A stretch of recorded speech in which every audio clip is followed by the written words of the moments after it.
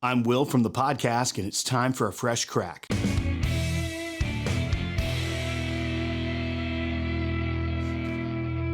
Hello, everyone. It's time for another fresh crack where I open an unopened bottle of whiskey and I give you my honest reviews off of the fresh crack. Tonight we have a product that I've seen popping up in stores in our area a lot, and I know that they're popping up in a lot of other states as well. We've got the Senator Barrel Proof Rye.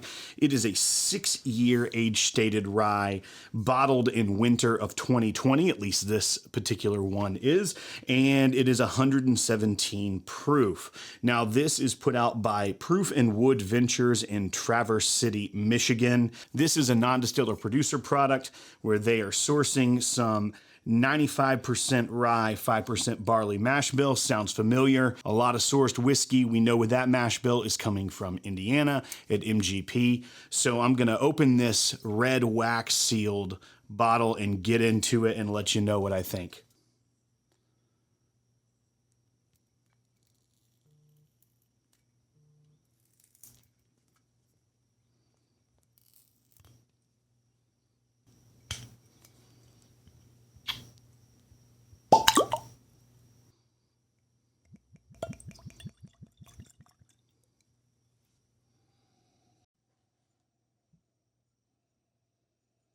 The nose is pretty floral for a rye. I still get a lot of the rye traditional 6-year notes that you'd get, but there's a little bit of floral notes coming through, which I like on a rye. That's interesting.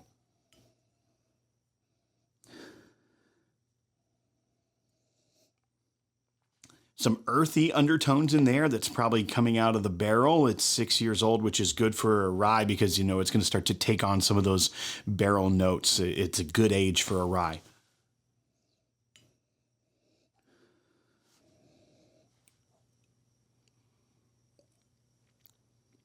It's 117 proof, but it doesn't punch you in the mouth. It's really pretty, I'd say it drinks maybe like 107, 110 range, so a little bit under what the proof is. Really good mouthfeel on it, coating the mouth, oily. I like that. Let me see if I can pick up any notes on it. So I definitely get some of that oak influence, some of that sweetness from the wood. At 6 years, it's got some maturity on it. Getting some of the vanilla from the wood, some of the caramelization from the wood. I really like that. It's very pleasant.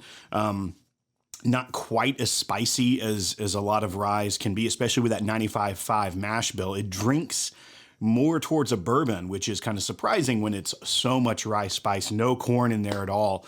But yeah, it's definitely making me salivate. There's a good mouthfeel. The finish sticks with you. It's got a touch of licorice in the palate that I like too. That's very much something that comes from the rye world, but very much a sweet rye.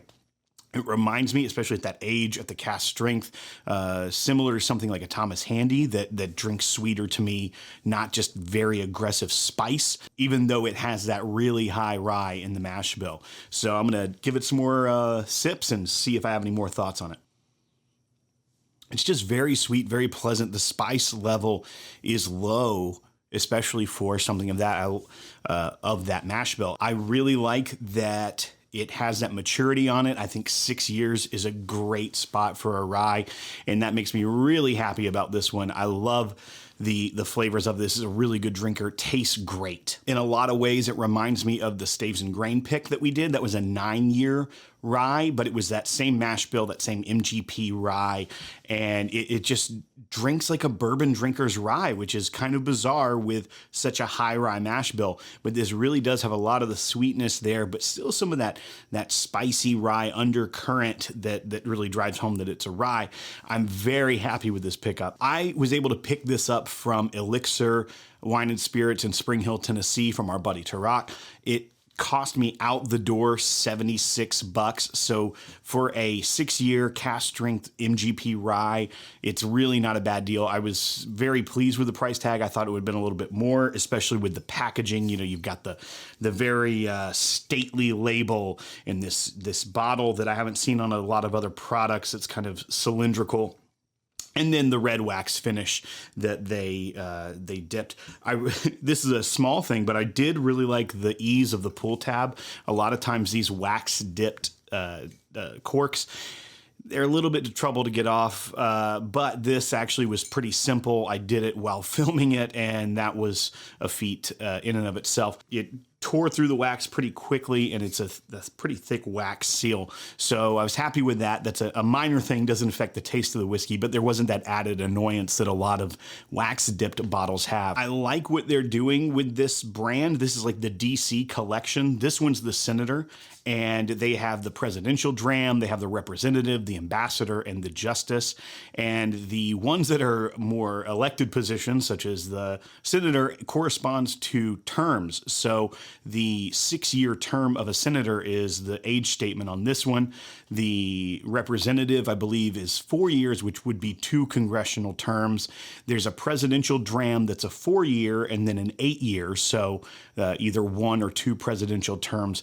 Now, the Justice, I believe, is a 9-year bourbon, which is not a term limited position, but it's an interesting.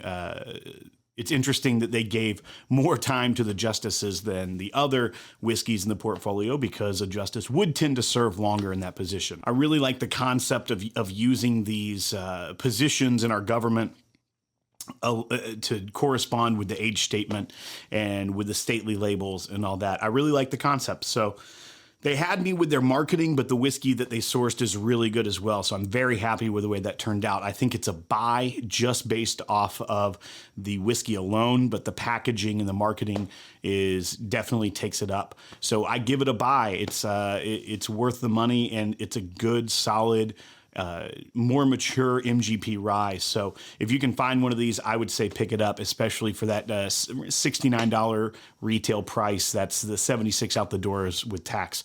So I'd say it's a buy. Check it out. See if it's in your market. I know they're in like 23 different states right now, so there's a good chance that it's in a market near you.